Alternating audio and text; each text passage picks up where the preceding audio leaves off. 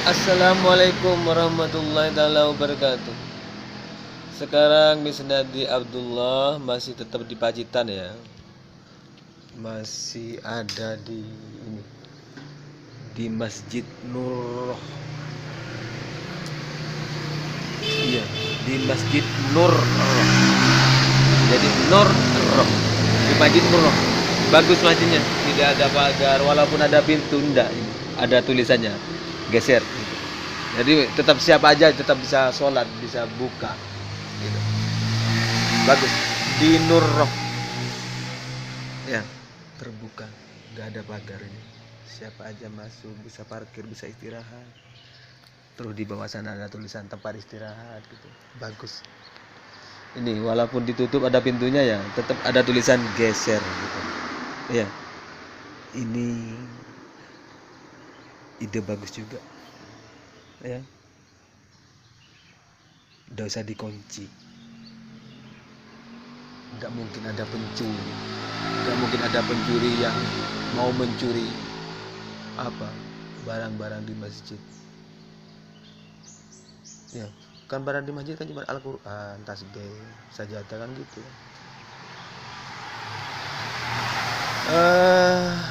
Di Masjid Nur ini aku cuma ingin ngasih pendapat pada ibu kota Anies Baswedan, Bandung juga yang sering terkena banjir ya. Tolong untuk mencegah banjir itu harus dibuat saluran bawah tanah ya. Dibuat saluran bawah tanah, perpipaan yang segede ini, buat 1 atau 3 yang langsung dihubungkan ke pantai. Dari pusat banjir itu juga perpipaan lewat bawah tanah yang langsung menghubungkan ke pantai. Kalau umpamanya air pantai takut masuk ya bisa tutup buka lah, dibuat di di hilirnya, di pantainya ya, dibuat tutup buka yang sekiranya air pada saat pasang itu gak masuk kan, nanti membuat banjir sendiri nanti. Jadi di pusatnya itu dibuat ini, nah di sini di pantainya ini dibuat ditutup gitu, kecuali kalau sudah ada banjir dibuka gitu. Namanya pipa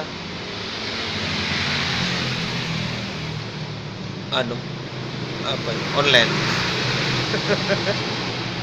Kalau ada banjir dibuka, kalau nggak ada banjir ditutup ya. Saluran bawah tanah 1 atau 3 di pusat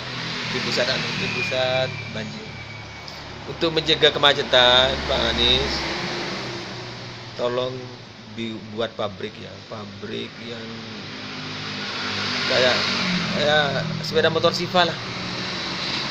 Buat pabrik yang sekiranya ada motor, mobil yang bisa bisa terbang gitu loh. Di GTA itu kan ada mobil yang bisa terbang. Kalau di TV aku lihat motor Siva, sepedanya Siva itu bisa mencegah. Dan tolong pabriknya ya ditaruh di desa aku ya, Pak Anies, Pak Jokowi, pabriknya. Aku ingin memajukan desaku ya. Karena kalau ada pabrik itu gak mungkin ada pengangguran. Kalau pengen cari pengangguran, sampeyan turun ke Kerobungan, semuanya menganggur ya. Saya yang dulu gak dengar di desa Bulu Pandai itu akan diadakan Probosutejo perusahaan PLTA pada zamannya Probosutejo itu, berbarengan dengan proyek Probosutejo yang tambah nggak tahu, pokoknya di daerah Keraksan tuh Probosutejo itu proyek itu.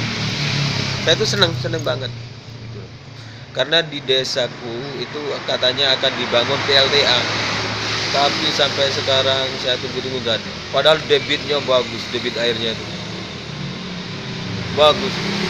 Jangankan cuma Asia Tenggara, se-Asia pun Kalau di sana dibuat PLTA itu mampu itu menghidupi itu air Bulu Panda itu besar, nggak pernah berkurang walaupun kemarau, musim kemarau debitnya nggak pernah berkurang, tetap apa boleh nambah hujan-hujanan besar sekali, tapi nggak pernah banjir sana. Kenapa? Karena pegunungan. Ya, karena pegunungan sana nggak pernah banjir. Dan untuk untuk memperbaiki jalan-jalan bagus seperti di Pacitan, seperti di Wonosari, Wonogiri, semuanya itu saya lihat apa? Selokan. Di tiap jalan itu ada selokannya. Makanya jadi karena aspal dan air itu bermusuhan, ya. Makanya ibu-ibu, bapak-bapak yang rumahnya panas itu sering disiram. Jangan disiram. Aspal itu gak akan melepuh nanti. Jalan yang bagus itu aspalnya melepuh ke atas, kena panas itu. Kalau disiram mati. Ya, jangan disiram lagi kalau rumahnya panas, tidak usah sudah. Panas itu anugerah. Dingin itu anugerah semuanya. Ya. Jangan disiram kecuali cor-coran, kecuali jalan coran disiram tidak apa-apa. Kalau jalan aspal jangan Bu, Pak, jangan. Tambah rusak nanti jalannya. Ya. Jangan. Dan untuk Pak Jokowi juga seluruh dewan, MPR, DPR. Tolong ya. Saya lihat, saya nilai antara kelurahan dan pedesaan itu lebih makmur kelurahan. Bagaimana untuk pemerintahan kalian yang akan datang? Pedesaan itu jangan kades, jangan kepala desa, tapi lurah aja. Kalau lurah kan hasil angkatan, kan diangkat, bukan hasil pemilihan. Kalau hasil pemilihan itu pasti korupsi sudah. Walaupun kalian bantu, jangan kalian bantu 24 miliar sudah, tetap gak mungkin maju kalau hasil pemilihan itu. Ya, tetap korupsi kepala desa. Karena apa? Mereka dipilih itu berdasarkan uang, ya, politik money. Ya, money politik. Mereka jadi itu bukan gara-gara apa? Bukan gara-gara jasa mereka, bukan. Tapi karena itu menang dengan uang. Mereka bayar seluruh pemilihnya. Nah, kalau kelurahan kan enggak kan? Diangkat oleh Pak Camat gitu. Jadi pasti jujur gitu. Kalau masih hasil pemilihan atau kepala desa itu tetap gak mungkin maju-maju desanya. Ya.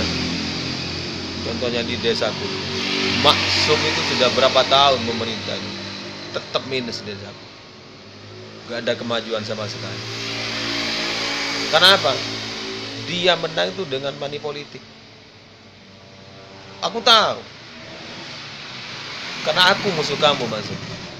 Ya, aku kalau kamu gak curang di panitia, kamu gak bayar rakyat, kalah mutlak kamu.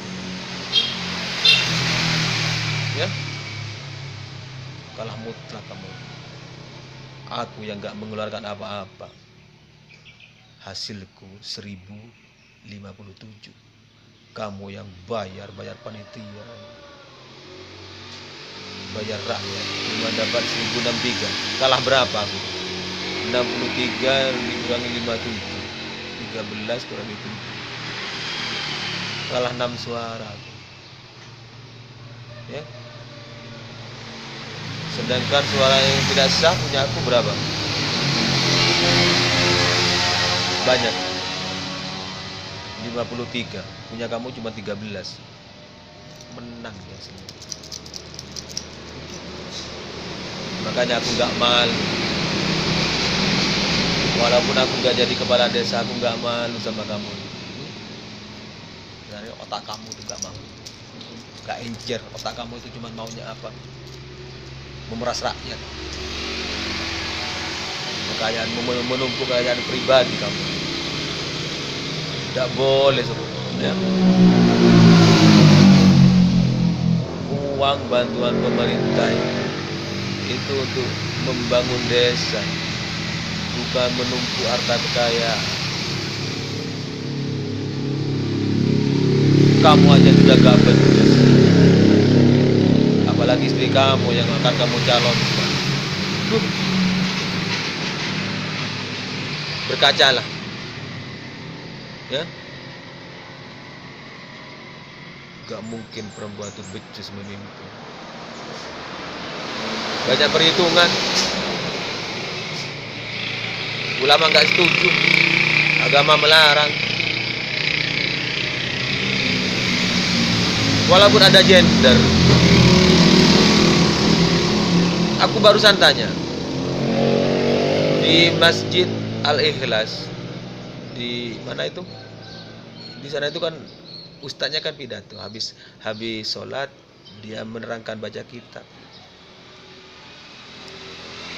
Terus dia ngasih ada pertanyaan gitu.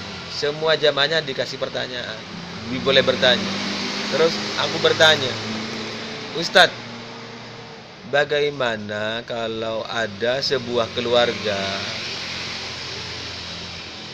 yang suaminya buta huruf, tapi istrinya tuh pinter, ngajinya pinter, terus lebih soleha.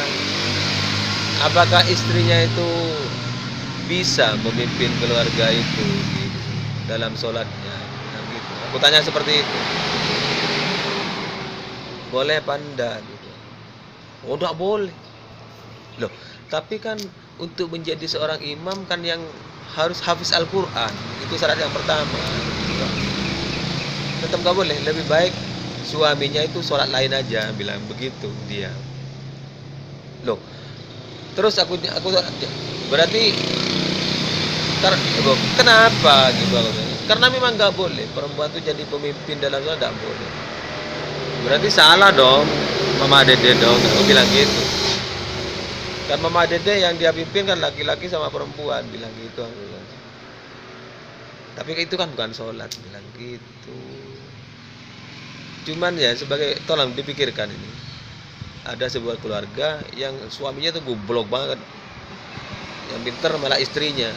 Boleh apa enggak istrinya itu memimpin gitu, ya? Tolong dipikirkan, para ulama dipikirkan. Karena sekarang kita hormati perjuangan Ibu Kartini ya, ada gender sekarang ya. Karena banyak perempuan-perempuan yang pinter, lebih pinter daripada kita, bangsa kita. Buktinya Hovifah. Terus siapa lagi yang cantik itu? Lebih pinter memimpin. Ya. Kalau dipikirkan kembali, apa boleh juga memimpin dalam sholat gitu ya? Karena memang banyak hukum yang perlu diluruskan, yang perlu disesuaikan dengan kemajuan zaman. Ya. Kalau dulu zamannya Nabi Muhammad, seorang bapak tidak putus wudhu. Kalau zamannya aku, tetap putus wudhunya, ya. Kenapa? Contohnya sudah banyak orang tua yang memperkosa anaknya sendiri.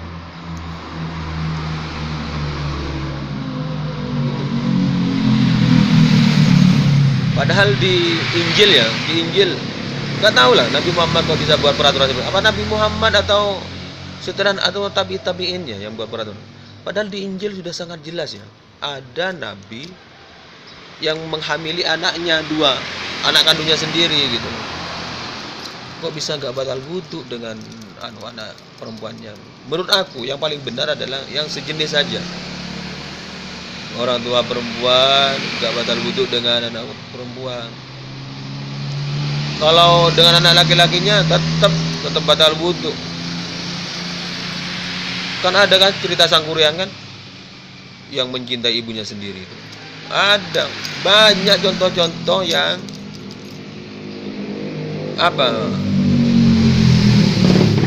untuk melawan keputusan tidak batal wudhu. Yang benar menurut aku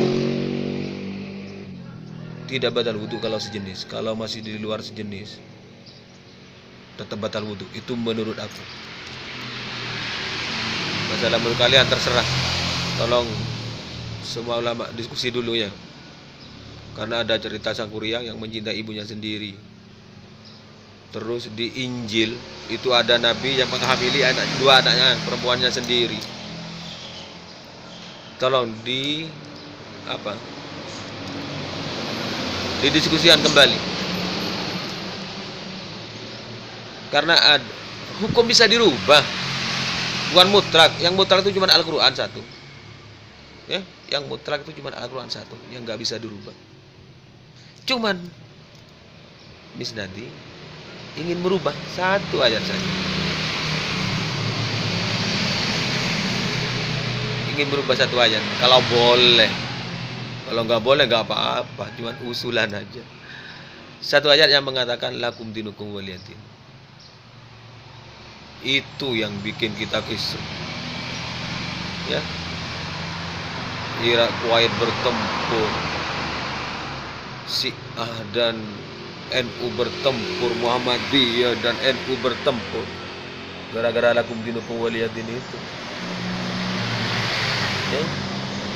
Kalau Miss Nadi pengen semuanya bersatu menyembah Allah Matahari, itu kalau diperbolehkan. Jadi ayat yang terakhir itu lakum dinukum waliyadin itu dirubah menjadi, jadi ya kuliah ayyuhal kafirun. Ini usulan, bukan mau merubah. Umat Islam sering salah paham. Benarnya sendiri, pintarnya sendiri. Aku yang paling kasihan siapa? Ustaz siapa itu yang mimpi didatangi Rasulullah, malah dituntut. Goblok amat yang menuntut. Harusnya bersyukur, alhamdulillah. Ada umat yang masih bermimpi Rasulullah gitu.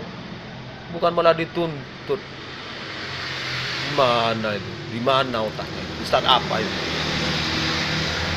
Harusnya bersyukur itu. Alhamdulillah Nabi Muhammad mau hadir ke orang, memberi fatwa yang baik, begitu. Bukan malah dituntut, bukan malah diambil kesempatan, bukan. Ya, hati-hatilah menuntut orang. Gara-gara sekarang hukum bebas, menuntut orang sembarang. Anak dipukul juga, mau menuntut. Kalau aku tetap kupenggal anakku itu.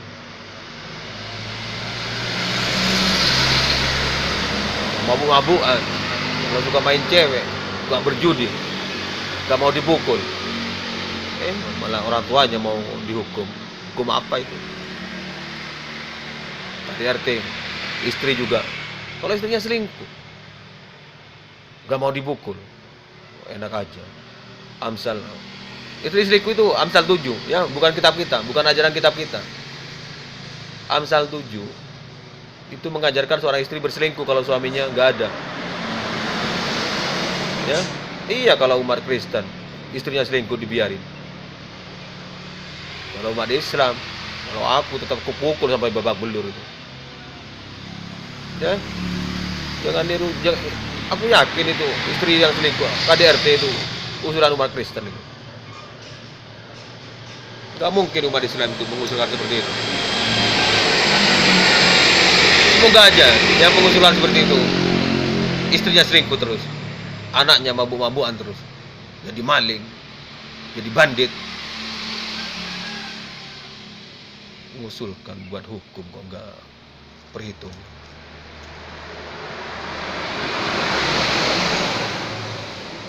Tolong, semua hukum bisa dirubah, ya, disesuaikan dengan zaman.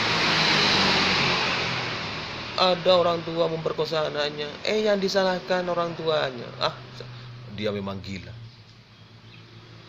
Orang gila yang bukan seperti itu, bukan dia yang gila. Hukumnya yang perlu dirubah. Ya.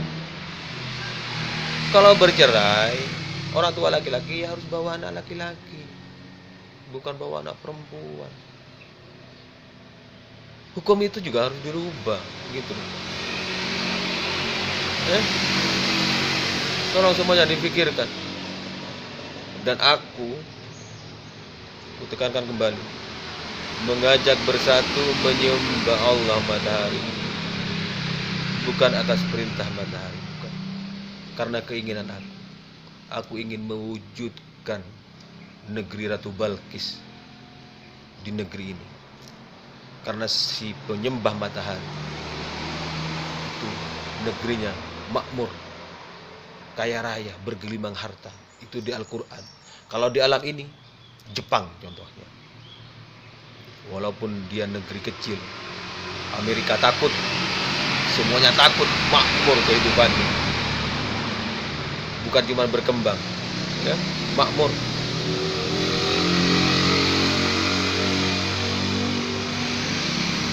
Dan tolong kepada bos YouTube ya, bos YouTube aku minta, jangan yang cuma banyak yang subscribe ya, yang banyak yang nge-like, yang dapat gaji itu. Kayak Miss Nadi Abdullah juga pantas dapat gaji dari YouTube, ya. Karena apa? Aku mengadakan perjalanan pidato-pidato seperti ini juga habis biaya. Sapiku ambles, antingku ambles, kambingku ambles. Siapa yang nyuruh? Gak ada yang nyuruh. Kebenaran yang menyuruh aku, ya, ingin menegakkan kebenaran. Kalau sesungguhnya sholat fajar itu bukan menghadap ke barat, tapi menghadap ke timur. Kalau sesungguhnya yang berhak disembah itu adalah matahari, bukan Ka'bah, bukan salib, bukan patung Buddha, bukan. Sang pengasih hidup, yang mengasihi hidup, yang perlu disembah. Biar matahariku tidak menangis selama 31 kali di Ar-Rahman, ya, menangis beliau. Nikmat yang mana lagi yang belum kamu beri? Lagi yang belum menyembah. Tolong direvisi kembali, dilihat kembali hukum-hukum yang sudah usang, yang sudah lawas, ya, direvisi kembali, dilihat kembali.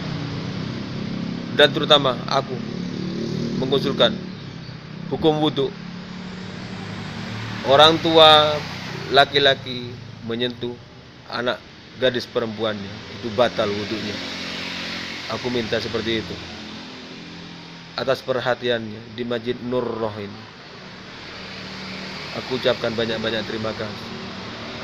Semoga kalian semua dapat hidayah di dalam bulan Ramadan ini, ya, dapat hidayah untuk bersama-sama memerangi kemiskinan, bersama-sama menciptakan kemakmuran. Dengan satu jalan, menyatukan sesembahan kepada Sang Pengasih hidup, kepada Sang Pencipta cahaya kehidupan, yang mengeluarkan cahaya kehidupan.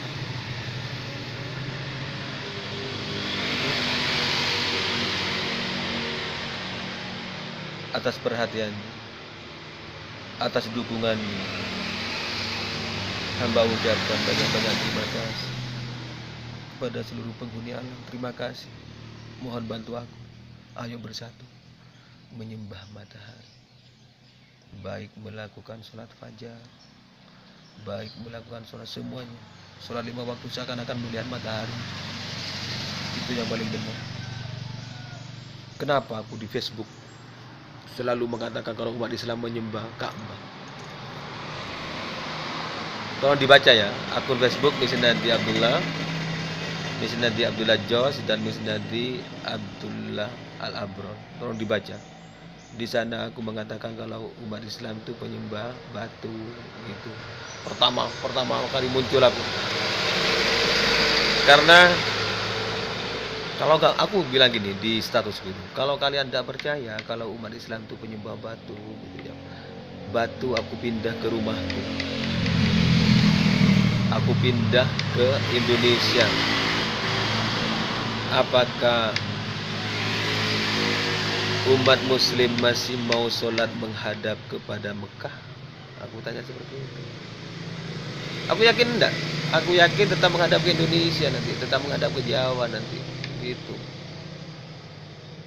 Kami tidak menyembah gitu loh. Ruku dan sujud di depan Ka'bah.